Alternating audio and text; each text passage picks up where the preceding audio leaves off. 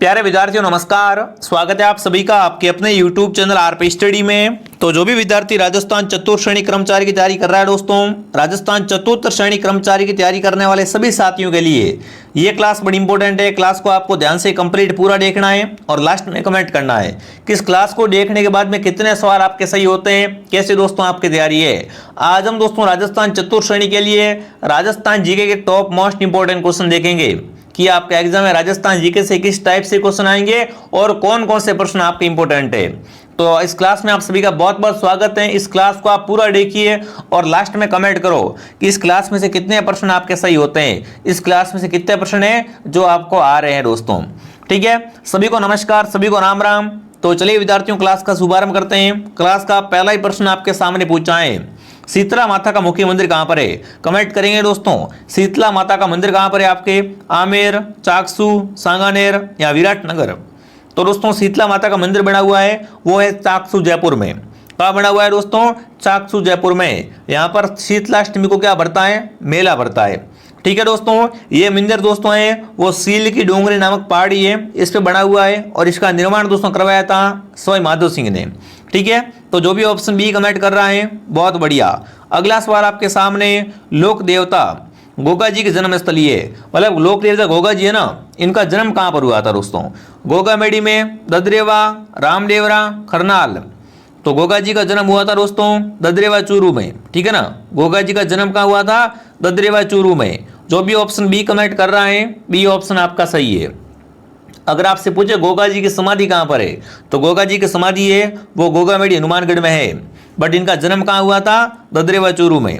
अगला सवाल दोस्तों आपके सामने, राजा अजमल जी है वो किस लोक देवता के पिताजी थे। अजमल जी दोस्तों है ना, वो किस लोक देवता के पिताजी थे वो आपको बताना है। रामदेव जी, बाबू जी, देवनारायण जी, तेजा जी दोस्तों। तो आपको बताएं रामदेव जी दोस्तों इनकी माता थी, रामदेव जी की माता थी वो मैणादी दोस्तों। ठीक है ना, रामदेव जी की माता मैणादी दोस्तों और रामदेव जी के पिताजी थे उनका नाम था अजमल जी, बहन है वो सुगना बाई दोस्तों।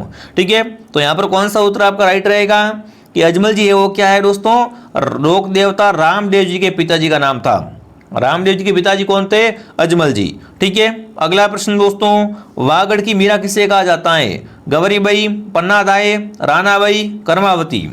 तो इनमें से वागड़ की मीरा है वो कहलाती है गवरीबाई। गवरीबाई को क्या कहा जाता है, बिल्कुल इन्हीं को दोस्तों वागड़ की मीरा कहा जाता है। अगला प्रश्न आपके सामने है, निम्नलिखित में से किसे राजस्थान का कबीर कहा जाता है। कमेंट करेंगे, राजस्थान का कबीर है दोस्तों वो किसे कहा जाता है, दादू दयाल, बाबू जी, गोगा जी, रामदेव जी। तो राजस्थान के कबीर है दादू दयाल। ठीक है ना दोस्तों, दादू दयाल को क्या कहते हैं, राजस्थान के कबीर कहा जाता है। अगला प्रश्न पूछा है, निम्बाक संप्रदाय की प्रधान पीठ कहाँ पर है, किशनगढ़, सलेमाबाद, सालासर, खेड़ापा। तो निम्बाक संप्रदाय की प्रधान पीठ है दोस्तों वो है सलेमाबाद में। कहाँ पर है, सलेमाबाद में। अगला प्रश्न आपसे पूछा है, 13 ताल नृत्य किस लोक देवता को समर्पित है। कमेंट करेंगे कौन सा दोस्त नृत्य, 13 ताल नृत्य ये किस लोक देवता को समर्पित है, गोगा जी, रामदेव जी, बाबू जी, देवनारायण जी दोस्तों। तो देखो दोस्तों रामदेव जी के मेले में ना, रामदेव जी के मेले में साथियों कामड़ जाति की महिला है वो मंजरी के साथ में क्या करती है दोस्तों, 13 ताल नृत्य करती है। तो यहाँ पर आपका उत्तर रहेगा रामदेव जी, बी उत्तर आपका सही रहेगा। ठीक है, अगला प्रश्न आपके सामने, रागमाला है इसकी रचना किसने की, पुंडरीक विठल, कुंभा, उस्ताद चांद खान या पंडित भाव भट्ट। देखो रागमाला दोस्तों है ना, रागमाला की रचना की थी वो की थी पुंडरीक विठल ने। कौन सा उत्तर आपका सही रहेगा, ऑप्शन ए आपका सही रहेगा। अगला पूछा है दोस्तों, लोक नृत्य अग्नि का संबंध है ग्रासियों से, कामड़ से, जसनाती से या दोस्तों भीलों से। यहाँ पर कमेंट करना है कि अग्नि नृत्य कौन करता है। तो अग्नि नृत्य दोस्तों है वो करते हैं जसनाथ संप्रदाय के लोग। कौन करते हैं, जसनाथ संप्रदाय के लोग करते हैं। और इसकी प्रधान पीठ कहाँ पर है, कत्रियासर बीकानेर में इसकी प्रधान पीठ है। ये भी आपको साथ साथ में याद रखना है। अगला पूछा है, वालर कहाँ का प्रसिद्ध नृत्य है या किसका नृत्य है, सांचियों का, भीलों का, ग्रासियों का या दोस्तों चारणों का। तो देखो वालर कौन करता है दोस्तों, वालर करते हैं ग्रासिया, और राजस्थान में सरवाड़ी ग्रासिया का निवास करते हैं, सिरोही में निवास करते हैं। तो वालर है वो क्या है दोस्तों, सिरोही जिले का प्रसिद्ध नृत्य है, ये आपको ध्यान रखना है। और वालर कौन करता है अगर आपसे पूछे तो वालर करते हैं ग्रासिया। वालर नृत्य दोस्तों है ना, ये बिना वादन के द्वारा किया जाता है, इसमें कोई भी वाद्यंत्र है उसका उपयोग नहीं होता है। ये नृत्य कैसा है, वाद्यंत्र रहित होता है। ठीक है, आगे बढ़ें, अगला सवाल, जंतर वाद्यंत्र है ये किसके द्वारा बजाया जाता है? कमेंट करेंगे जंतर वाद्यंत्र कौन बजाता है? देवनारायण जी के भोपे, बाबू जी के भोपे, ग्रासिया जाति या भील जाति दोस्तों। तो जंतर है उसका उपयोग कौन करता है? देवनारायण जी के भोपे करते हैं। जब क्या की जाती है दोस्तों?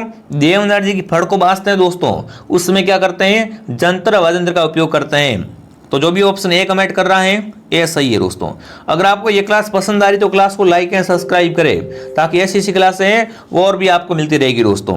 ठीक है, आगे बढ़ें, अगला सवाल पूछा, शिवरात्रि का पशु मेला भरता है? कमेंट करना है शिवरात्रि मेला भरता है, ये मेला कहाँ भरता है? देखिए भरतपुर, झालावाड़, करौली या दोस्तों अलवर। फटाफट कमेंट करेंगे शिवरात्रि का मेला कहाँ भरता है दोस्तों? ये मेला भरता है करौली में। शिवरात्रि मेले का आयोजन कहाँ होता है? करौली में दोस्तों होता है। माघ पूर्णिमा के फाल्गुन कृष्ण पक्ष की सप्तमी तक ये मेला भरता है। कहाँ से स्टार्ट होता है दोस्तों? माघ पूर्णिमा से स्टार्ट होता है और फाल्गुन कृष्ण सप्तमी तक ये मेला चलता है।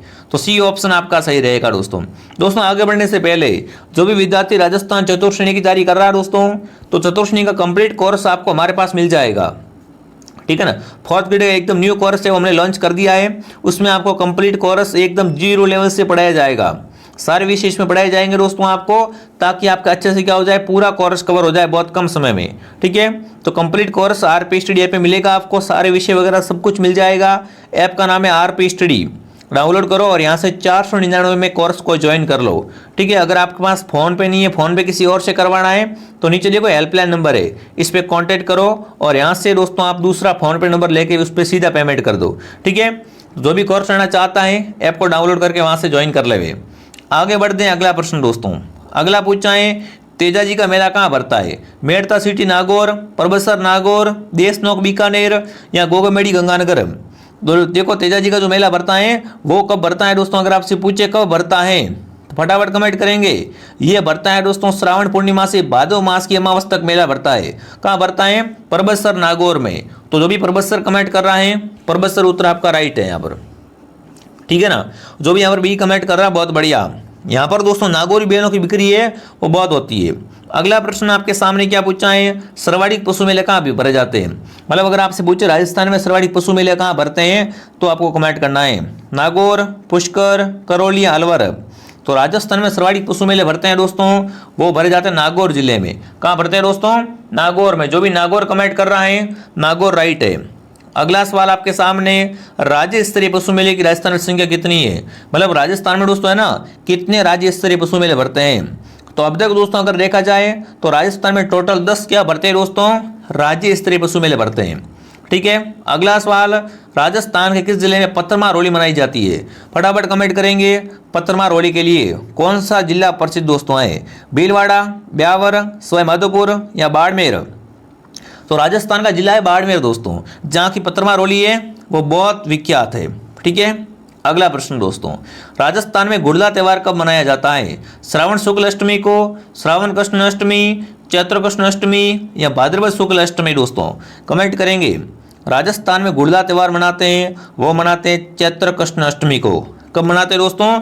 चैत्र कृष्ण अष्टमी को है वो गुड़ला त्यौहार है वो मनाया जाता है। अगला प्रश्न पूछा है, कावड़ बनाने के लिए कौन प्रसिद्ध है? उस्ताद लालचंद, मांगेलाल मिस्त्री, साहिबराम या चंपालाल।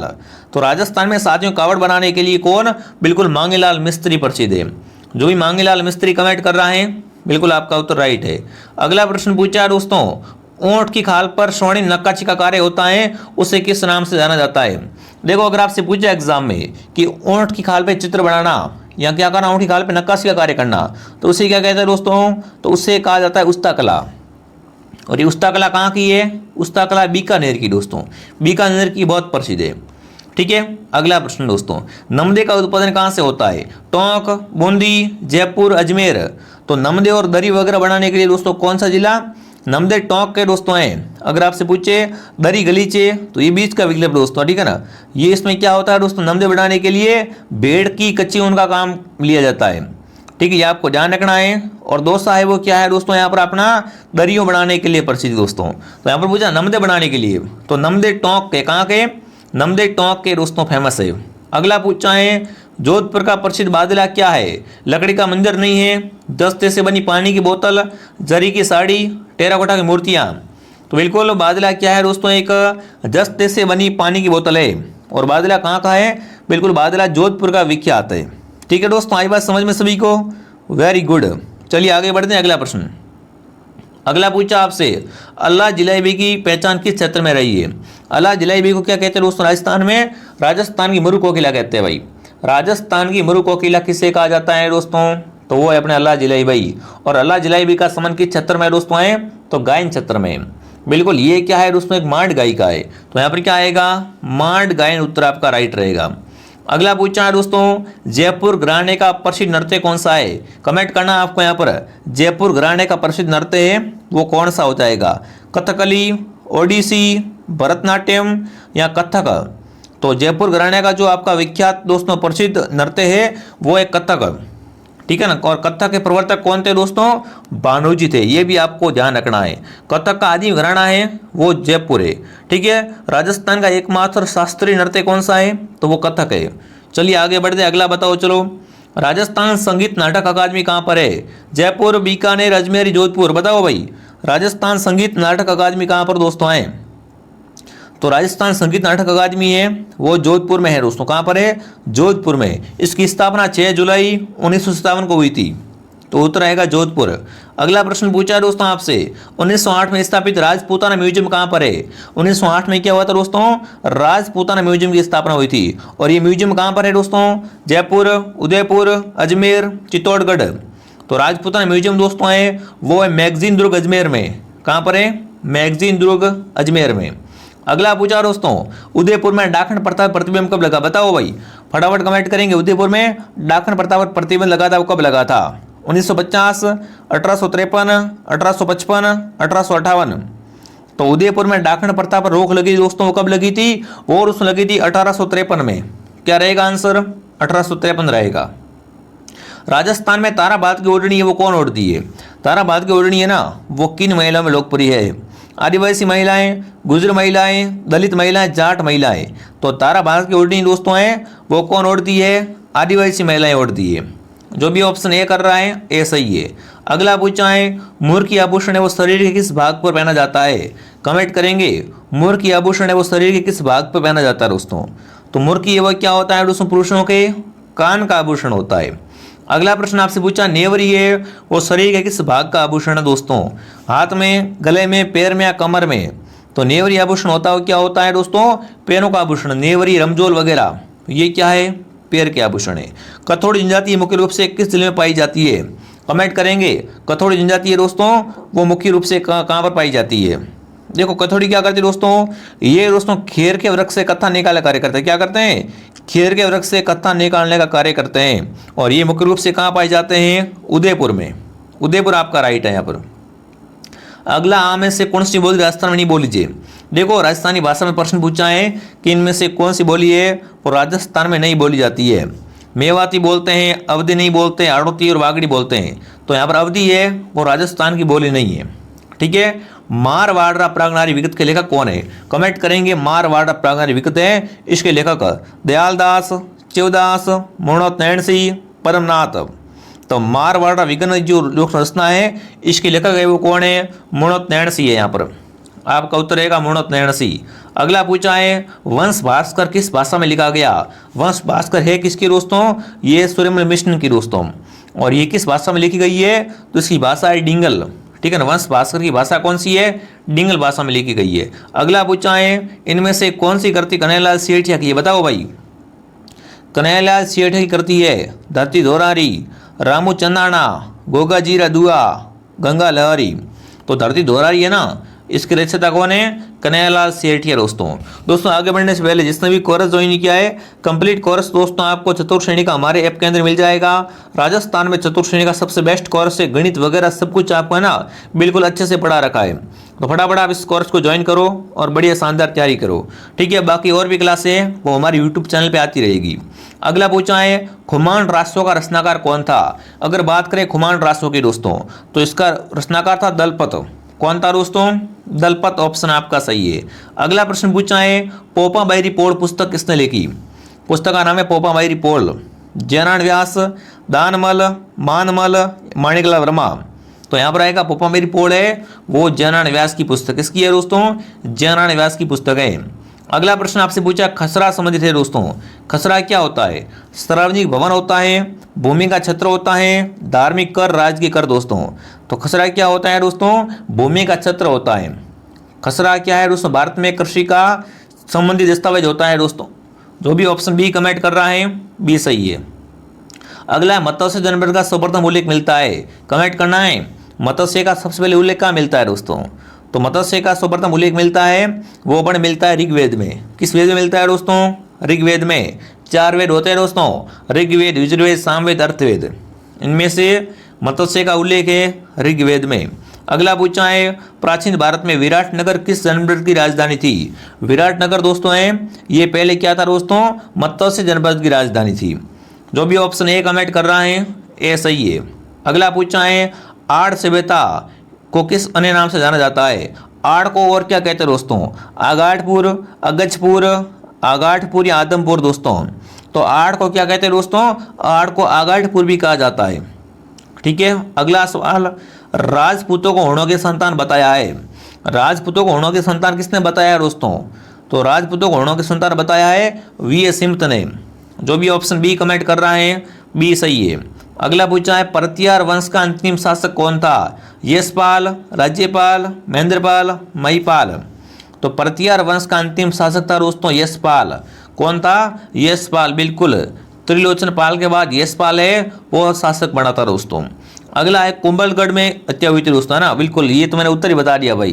प्रश्न पूछा है कि कुंभा की हत्या कहाँ पर हुई थी दोस्तों? तो कुंभा की हत्या है वो कुंभलगढ़ दुर्ग में दोस्तों हुई थी। किसने की थी? इसके पुत्र उदा ने इसकी हत्या कर दी दोस्तों। कुंभा का लड़का था उदा। उदा ने क्या कर दी दोस्तों? अपने पिता की हत्या कर दी राजपाट के लिए। इसलिए दोस्तों उदा क्या कहलाता है? मेवाड़ का पितृनेता कहलाता है। ये भी साथ साथ में ध्यान रखना। अगला पूछा है 1468 में कुंभा की हत्या किसने की थी? देखो प्रश्न घुमा के दिया है। 1468 में दोस्तों कुंभा की हत्या की थी वो बिल्कुल किसने की थी? उदा ने की थी। इसे मेवाड़ का पितृनेता कहा जाता दोस्तों। ठीक है, ऑप्शन बी आपका सही है। अगला प्रश्न आपके सामने पूछा है चित्तौड़ का तीसरा शाखा कब हुआ? देखो चित्तौड़ का पहला शाखा तो 1303 में हुआ था जहां पर रानी पद्मिनी ने जोर किया था। बट चित्तौड़ का तीसरा शाखा है वो कब हुआ था दोस्तों?